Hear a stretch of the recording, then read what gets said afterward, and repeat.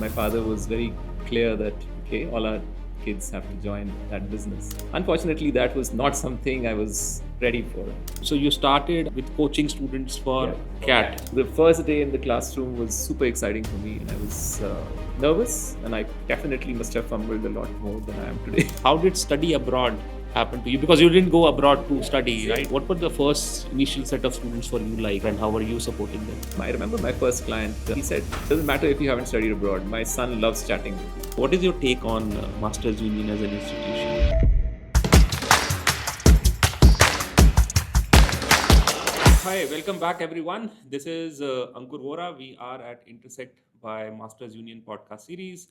I have with me a very distinguished guest today, my dear friend Arjun. Arjun Seth is the founder and CEO of EdBrand, convener for CBSC Global University Outreach, and a Bhakti Yoga practitioner.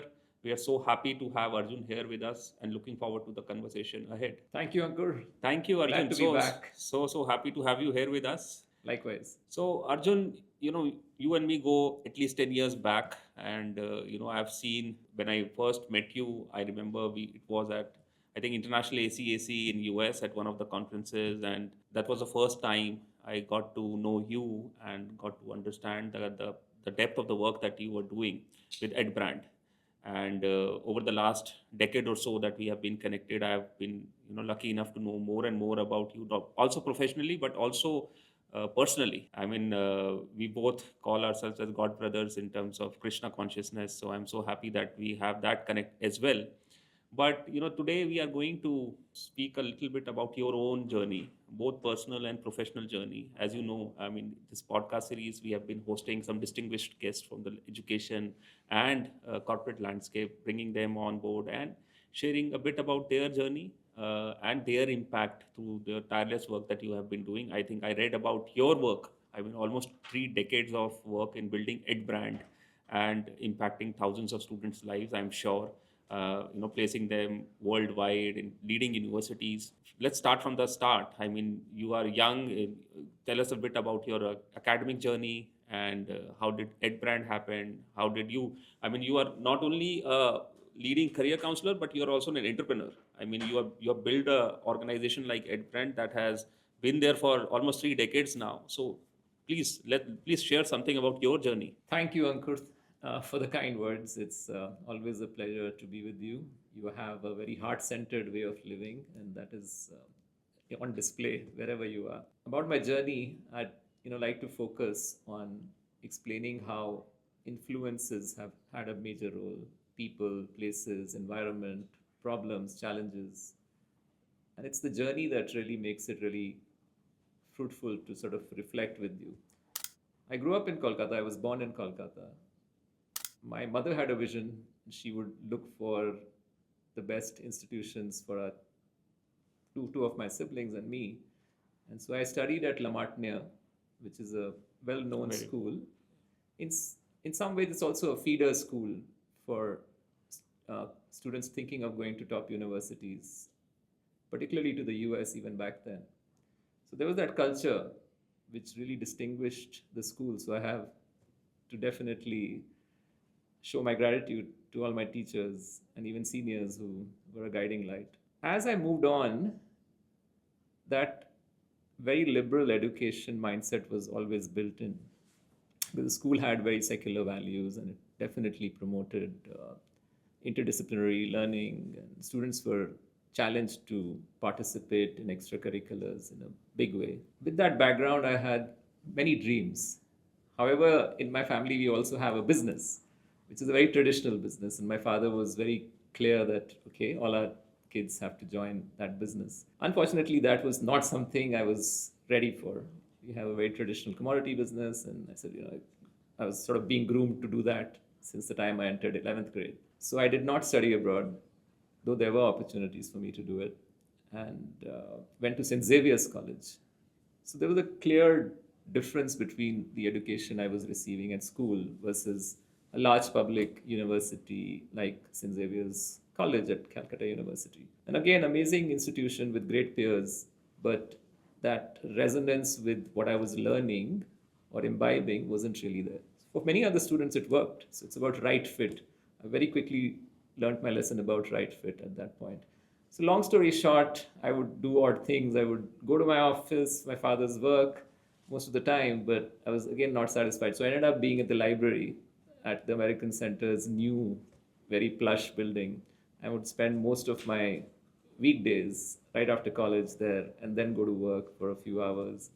Also prepare for chartered accountancy. So I was like told what to do. It was like, everyone does this. So you have to finish your CA inter by the time you are in second year of college so that you are totally ready by the time you graduate from college. Within a year, you finish your final, as if it was like easy. Like everyone was like, that's what everyone should be doing. Fortunately, everything went well. I did actually follow that path and finish my CA inter. So after many years, the ICAI did acknowledge many of us who failed the finals to become CA accounting technicians. That's the word we actually were delegated and given sort of a recognition for. But to be honest, I think that was a huge learning. It was a great challenge for me to accept that I was not meant to be, and I was not inspired to be a chartered accountant from that perspective. And I was meant to sort of search. So during my time in college and beyond, very quickly I started looking for entrepreneurial roles and chose education.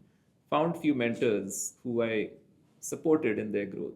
So what became really clear was find people and look at them as individuals and where they are in their journey, people who are inspiring, and then support them instead of saying what is in it for me.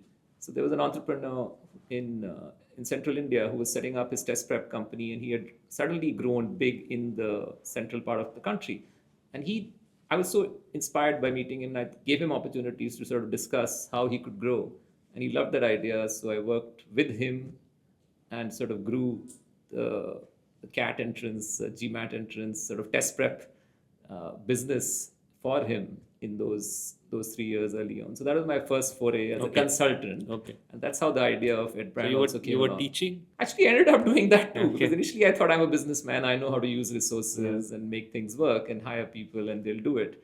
But gradually realized that even the folks that we were hiring from so-called, the best institutions who could be teachers to prepare kids for entrance to IIM exams or get through IIMs, it wasn't really working out because the motivation levels of people were in question, and so we had to literally fire. I had to literally fire many IIM grads and sort of take ownership because we had advertised, we had students, we had facilities, we had other staff. We had to keep the sort of reputation. Yeah. Sort of. So this was happening in Kolkata? Yeah, it was happening in Kolkata. Okay. And I also set up centers in Delhi. Okay. With a friend of mine who wanted to take the master franchise. So you started, I think, with coaching students for CAT. That's correct. And this was which year? 97. Oh, way back. Long time back. Yeah. So this 2 years after I graduated from St. Xavier's. So it took me a long way to sort of realize that education was my heart and soul. Mm-hmm. And I gave my life to it pretty much so far. Because the first day in the classroom was super exciting for me, and I was nervous as hell, and I definitely must have fumbled a lot more than I am today. Yeah. In front of you. We all do that. But there were guiding lights, and when you set out on an adventure, you do find guardian angels come your way, and I think that's another thing we can discuss. Yeah. So long story short, one thing led to another, and I found more mentors, and I chose the study abroad field. And when Set up a .com on study abroad. Oh, you did? It was called Study Abroad Easy, and a magazine which I again helped another friend. Oh wow, I didn't with. know that. It was called Ready to Go. Okay. Back in the days, and it was an excellent magazine. But we And ran out of focused? steam. It was on study abroad. All study All abroad. study abroad. You were teaching, you were running this business, Yes. preparing students for CAT. Yes. Setting up centers. Yes. And CAT is focused on Indian IIMs, Yes. institutions. So how did study abroad happen to you? Because you didn't go abroad to study, same. right? That is likewise. So I felt that this question was something that was in my mind. Again, the culture I was growing up in school with, and the friends that I was studying with did go to study abroad, and then there were seniors who would always be influenced by. So there was that feeling that okay, even if I'm not studying abroad, I'm actually getting that rub off from my friends when they visit over summer. I'm in tune with their life in some ways. So I think that goes to show that if you do maintain friendships from people around the world or people who moved on to maybe greener pastures, so that you can call them, it just gives you that feeling that yes, you're connected to the overall vibe of the world. Mm-hmm. And I think that's really critical in my case. That really helped me be confident with who I am, but also have a very global intellectual mindset, and also a very accepting mindset. Super. So, I mean, started focusing on study abroad. Can you Yes. tell us a bit more about what were the first few students like? How were you helping them? I mean, they were focused on few. I mean, you are known today as the guy who can send students to some of the best universities. I mean, Ivy Leagues and all the get them good scholarships. So, what were the first initial set of students for you like? I mean, what were they aiming for, and how were you supporting them? Yeah, so I think the model was always one to one, crucial conversations based, strength based counseling. So there are Okay. too many things going on here. It was one to one. So my meetings would be long. There was no definite sort of agenda very often Okay. to establish that rapport with the student. And I remember my first client, he said, it doesn't matter if you haven't studied abroad. My son loves chatting with you. I Okay. said, the rest Okay. of it, we'll figure it out. Oh, And they were a wow. family that had moved to India That is from the US. And so he said, that's what I'm looking for. I'm not looking for someone who That's a very knows interesting the system. insight. So the student Right. loves chatting you. And the other thing he said also stayed was there's always that power of the third person. Like as a parent, we love and care for our kids, but we might not be the right coaches for specific sort of things. And today he's also a very well known coach in his own corporate sort of relation. So big shout out to Rajneesh Virmani. Wonderful, wonderful, Rajneesh Vermani. And then, just spending a couple of more minutes on EdBrand. I think I remember during pandemic, you had college fair. I mean, those live fairs that you used to host.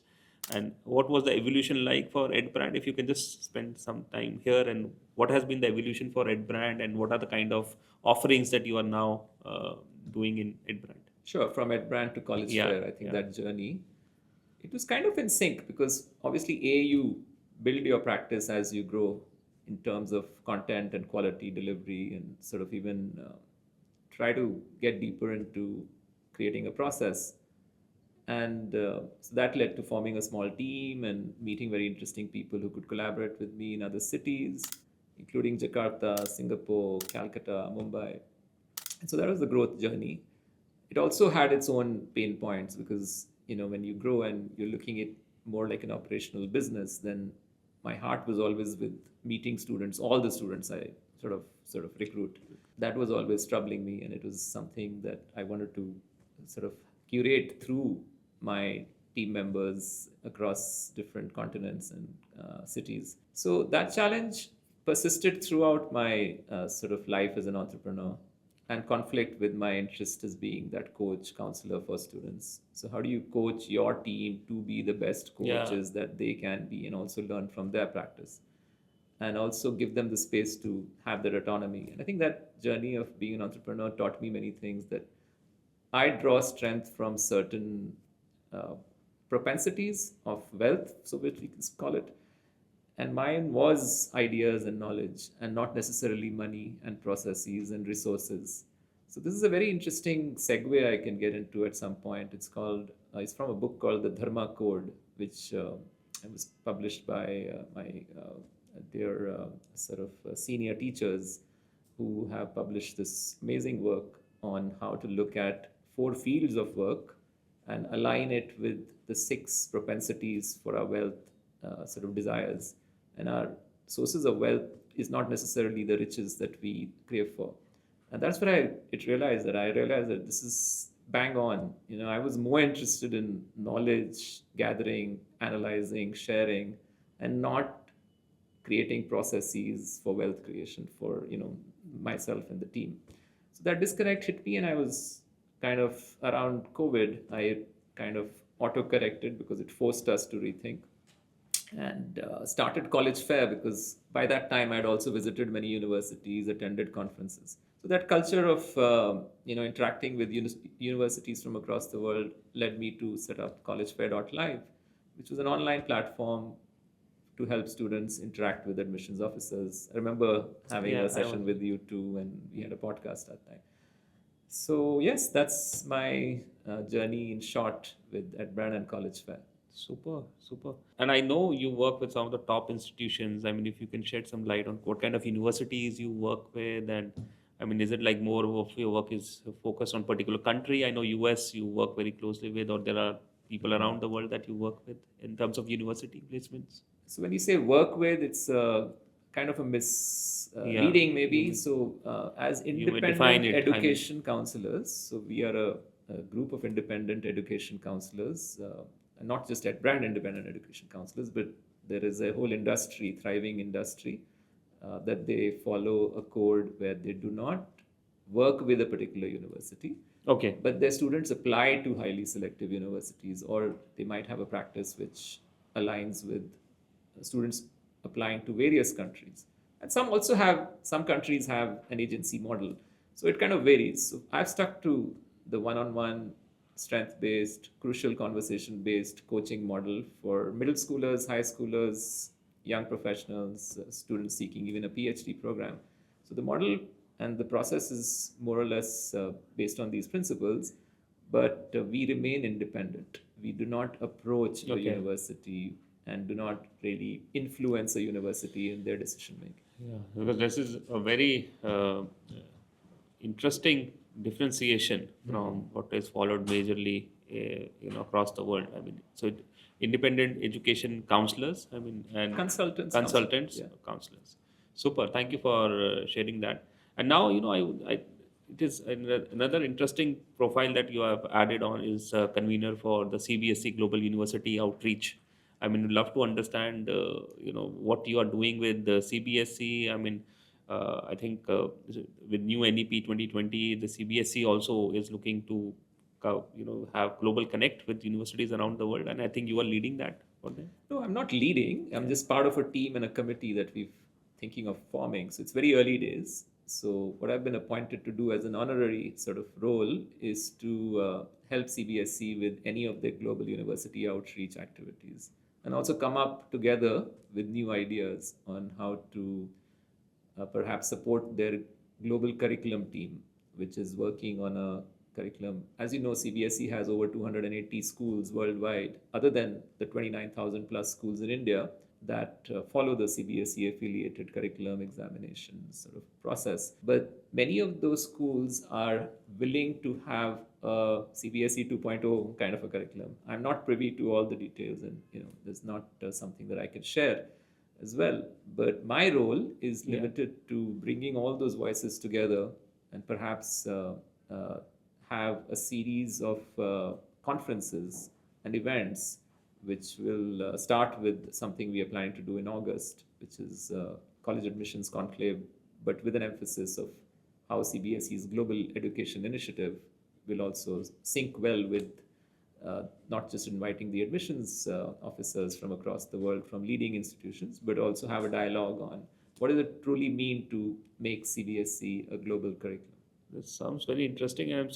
I mean, I was recently at one of the leading CBSE schools, and I saw a circular. I mean, the counselor told me that there is a circular from CBSE, and I mean, your name was mentioned there, and I said, okay, wonderful. I mean, Arjun is doing some fantastic work because uh, it is heartening for someone like me also that has worked for at least now 15 years in higher education space, and especially with admissions and outreach, and attracting a lot of international students to Indian universities at Ashoka and OP Jindal, and right now at Masters Union. But there is now with the new education policy, we are also seeing a lot of international universities interested in setting up campuses here, but also seeing CBSE, as you mentioned, one of the biggest boards in the country, also having global aspirations and helping students, understand the global education landscape, and also the foreign universities and international universities to understand the school landscape in India. I mean, that's also a challenge when we travel abroad for them to understand what is CBSE like, and what are the number of credits, and how, what are the courses that students study. So I'm happy that you are, with your experience, I mean, over the last 28 years and more, you are helping them and supporting the mission that the CBSE has. As I said, 28 years, it's a long journey. How has been, I mean, you would have seen the evolution of, the international education landscape and career guidance and college counseling landscape if you can just share your experience there, how have you seen this evolution happening over the last so many years? Yeah, that's an excellent question, but I would like to acknowledge that you also been an inspiration to so many people in admissions and outreach, and everything you do is kind of trailblazing. So thank you for Yeah, being who thank you you so are. much. And as far as how the independent education Yeah, counselors landscape is yeah, changing, the agents do what they do. They have a huge sales team, marketing, and outreach, and they match students with universities very quickly and hope that it works out for the kids. Very often it does too. But as independent education counselors, there's a lot more responsibility, and there's almost an element of college readiness that most of us would want to include in our methodologies and interactions and the culture that we want to build with the students. So yeah, as long as you keep your practice focused on those goals, it definitely stays on course. But very often, what we see is that in the interest of sort of being with the times and believing that all businesses really need to grow fast and otherwise they yeah, lose their meaning, or you have a idea that if this counselor has an ability to do this, I should also do it. There's that FOMO of not being able to be the best on social media or present your ideas in the best way. At the end of the day, I think each counselor finds their kind of value proposition and sort of works through their processes and then defines their vision, and not the other way around. Very often I say it's a founder market fit. It's not a product market fit business. A sales team and a agent has a product market fit business, but as counselors, there's clearly each one of us are so unique. We love hanging out with each other. There are so many different associations that are part of, I've been lucky to be a part of.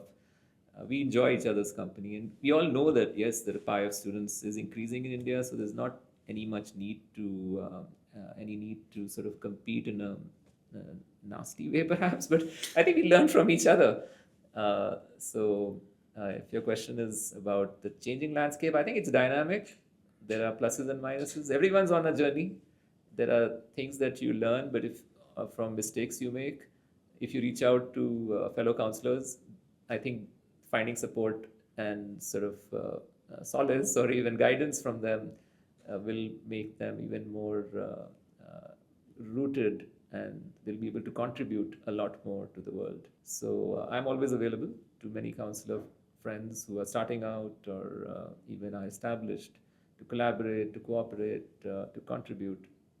The other thing I'm doing is putting together a book of case studies, which is how the mistakes I made while, say, working with a student or a family early on in my career, and even now, perhaps, acknowledging those, but also saying that the beautiful things that you learned from families, the great anecdote about a parent who really knew what they wanted from a coach relationship for their kids, or even some of the dysfunctional behaviors of families, which again, not to point out that the mistake is so difficult to tackle, but it's more to do with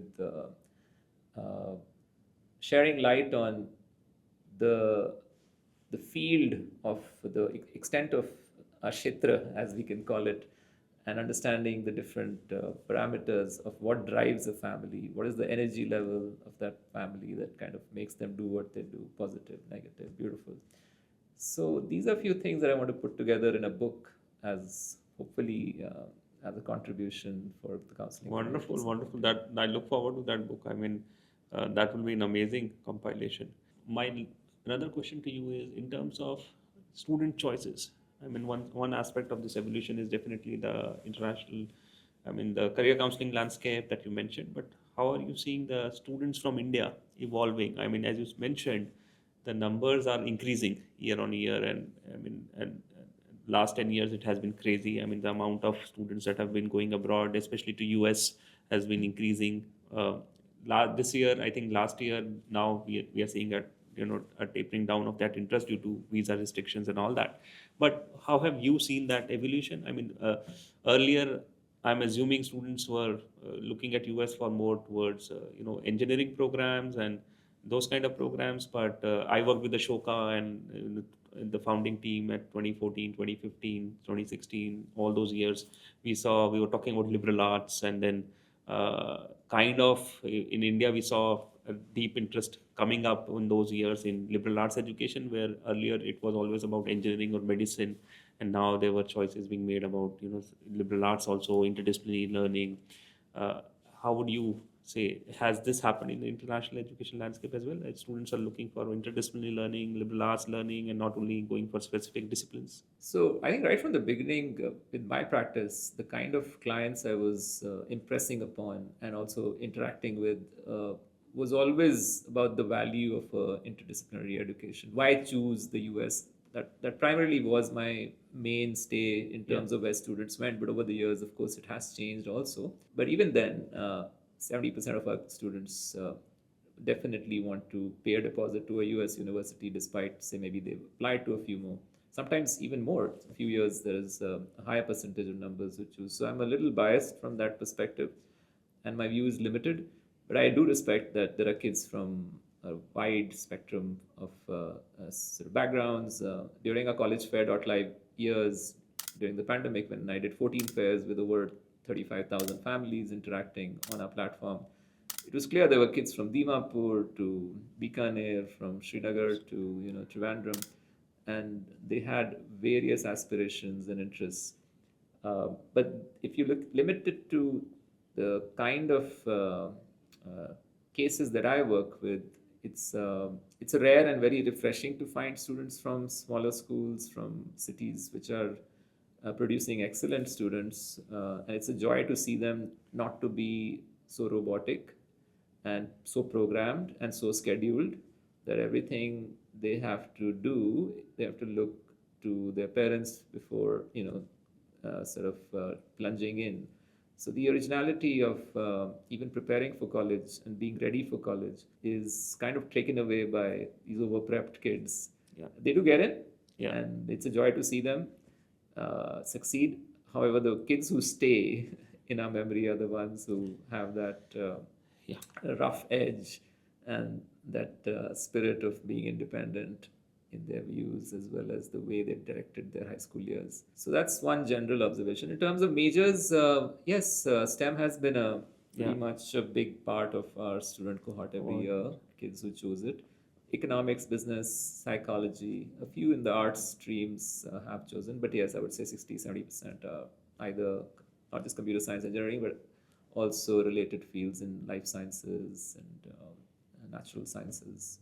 And we are sitting in Masters Union, and you have been part of Intersect. I remember the first Intersect we hosted, you were on one of my panels, and we are big on learn by doing. I mean, we have been we are young. I mean, we are about 5 years old, but already, as you are aware, I mean, we are seeing some of the best students in the country trying to enter the doors of Masters Union in terms of our pedagogy and our emphasis on skills before degree. And we are saying that the coming generation with AI and technology revolution that is happening all around us is definitely more in demand, that people should not just have paper degrees but also have skills, relevant skills, which the industry demands.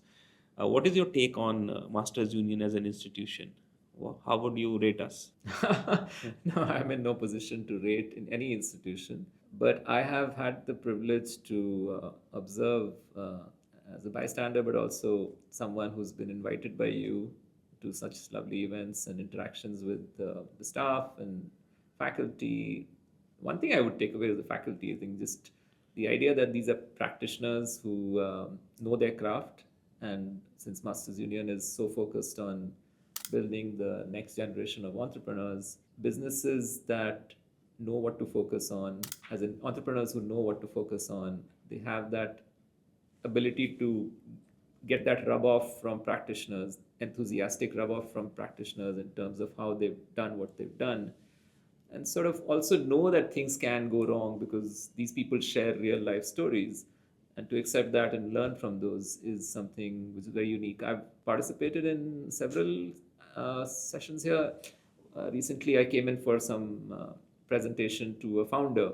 Okay. That's where students' teams had been given data, and they had to present what they could draw insights from that data, and the entrepreneur would actually poke holes and choose what he liked or did not like. So I love that session. Yeah. So it's more practical, it's more and there's a time bound activity. It's not like an end of semester activity that you have to do. It's kind of interweaved in the curriculum. So like you said, learn by doing, project based learning, doing those drop shipping sort of challenges, or setting up pop up stores in Galleria Market here in Gurgaon. These are fantastic opportunities for kids to learn and grow. Absolutely, Yeah. absolutely. I'm so happy that you're resonating with it, and such has been the growth that we are on launching two new schools this year, two new programs. Sorry, data science and AI, and marketing and psychology, 4-year undergraduate degree programs, and I think the future is here. I mean, as someone who has worked for about so many years in admissions and outreach for some of the leading universities, I think Masters Union, working here with the founders for the last couple of years, it has been a revelation in terms of, I mean, this is what the country needs. This morning I was reading a news which said, in Rajasthan, there was this government job, some government openings came up, and it was a very low entry profile, but we had thousands of people with master's degree and PhD also applying for those low level jobs. And I mean, the country needs, that speaks about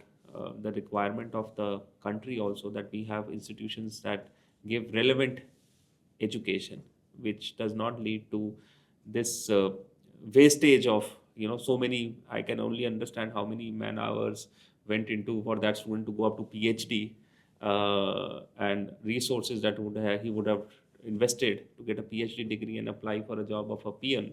That is a sorry state of affairs that we that is, I think, one of the problems that, from my experience, personal experience, I think that is one problem that Masters Union is absolutely solving. That students get into a program and they have a definite outcome out of those 3 or 4 years, which is relevant to what they were studying in the first place. So thank you so much, Arjun, for sharing that, and sharing this whole perspective. Finally, I want to talk about one of the things that is close to both you and me. I mean, you are a Bhakti Yoga practitioner, and I'm on my journey. I'm on that initial few path. But if you want to share something about what brought you to Bhakti Yoga, and what are you doing there? I know that you're now offering courses to students, and a lot of interesting things are happening there. If you would like to share that as well. Yeah, I think starting off with the definition, which we both know of, the path to Bhakti Yoga is actually a hero's journey. We all sometimes feel that life is a drudgery. There is that ordinary world that we have created for ourselves, and our today seems pretty much the same as our yesterday. And then something could happen, some sort of a disruption in our life. And this disruption, one of my teacher calls it, is say life quake. Like an earthquake, it can come in at any given point of time. You cannot predict it. The magnitude of the earthquake on the Richter scale will not be known in advance, and where it will happen, the epicenter, is also not known. Like that, all of us have faced various life quakes. So that is a time when we have an opportunity to confront that challenge. And if we do, then we are kind of moving forward to a call of adventure. So when we set out on this, take on this sort of journey, we can face many challenges along the way, but we reach a point where, after crossing the threshold, the journey sort of produces kind of a magnetic field around you, which then sends some goodness to you, which could be in terms of teachers, guides, people, well-wishers. And based on that, we can draw strength and keep on going forward. There will be more trials and challenges, and after we cross those, we reach a point of no return. And that point of no return is called the abyss.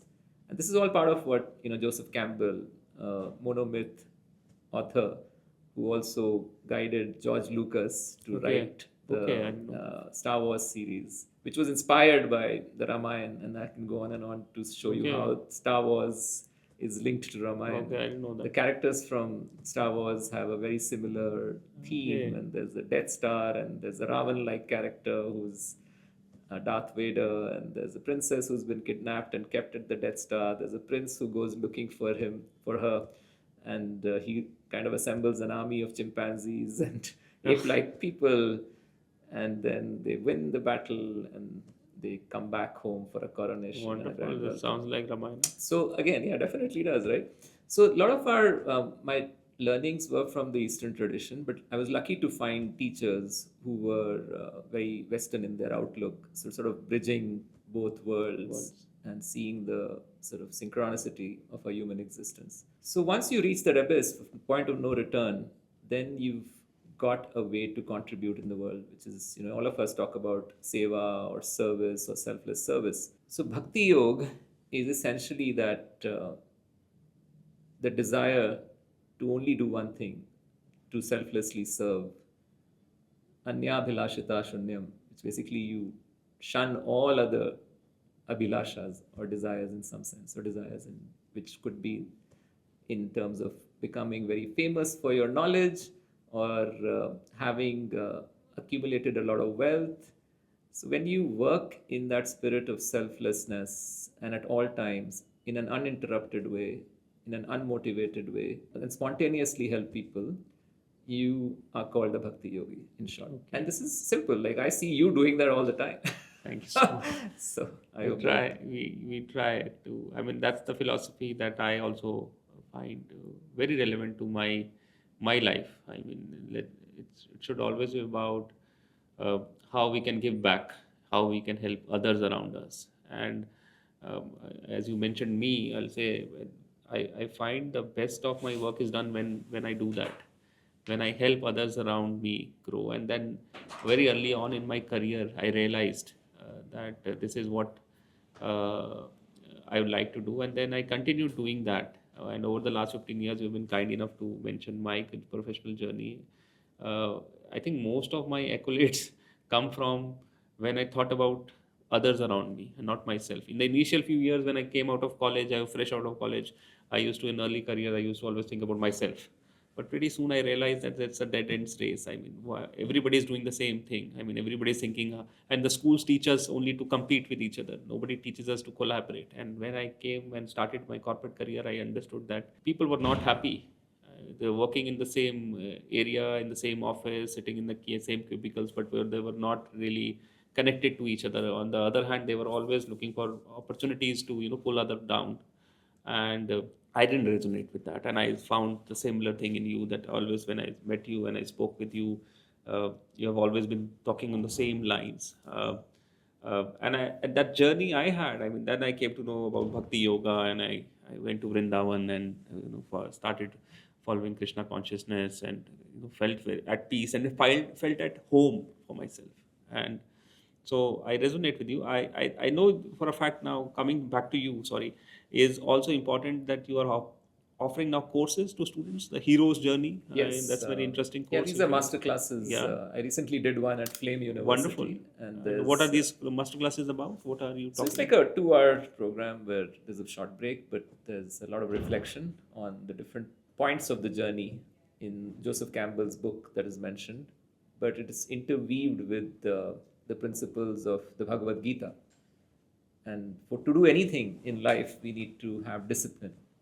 So where we invest our attention right now, like one of my teachers, a very dear teacher, sort of focuses us on and emphasizes this, is determines where we are going in terms of our own journey of purification and distilling the ignorance that we might have about our existence.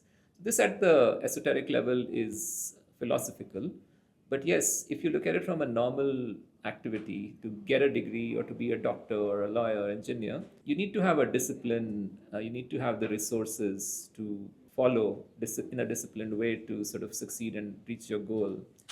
So it all begins with discipline. It's also called tapa. So what Mm. tapa leads to is tejas, which is the glow of clarity. And that happens through the purification process. So whatever we learn in this world, the lessons that we pick up, these are our ways to become more pure. And that's called discernment. And that's also called socha. So we've done Wonderful. tapa, discipline, socha, clean mind, clean body, clean everything. So, in terms of how we create an environment which is pure and we know how to ingest the right things and not accept the things that will make us impure. So that discernment to know what's good for you and what's not good for you is saucha. So that gives you the glow of clarity, which takes you to truth or satya. And that's something which, in a simple way, will make you more aligned with your natural interests, your goals. Sometimes when we have children, we are 5, 6 years old, we have a certain, flow state by doing certain things. How do we get back to that? Education might change that. So from our natural abilities, dispositions, we get that clarity of what we should do in the world. And that's when we realize that for us to live a heart-centered life, a life of ahimsa, is something which will fulfill us. So, I'm very happy to know that you felt that too, that the only way to be alive is to contribute. Wonderful. Thank you so much, Arjun, for this lovely conversation. All the very best to you. I'm sure the students that are going to be a part of your master classes are going to benefit. Definitely, we are looking forward at Masters Union to have your master classes with us and our students taking benefit of your experience and knowledge. It was a pleasure having you here with us, and look forward to continued association with you. Thank you. And I think folks like you and the students, these master classes are just a way to label them. But what I get from all of you is a lot more than just presenting a class. So it's not Thank you so much. Thank you.